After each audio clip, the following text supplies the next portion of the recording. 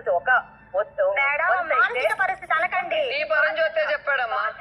వీళ్ళిద్దరూ పరంజ్యోతి చెప్పాడు. మానసిక పరిస్థితి ఈ పరంజ్యోతి చెప్పాడు.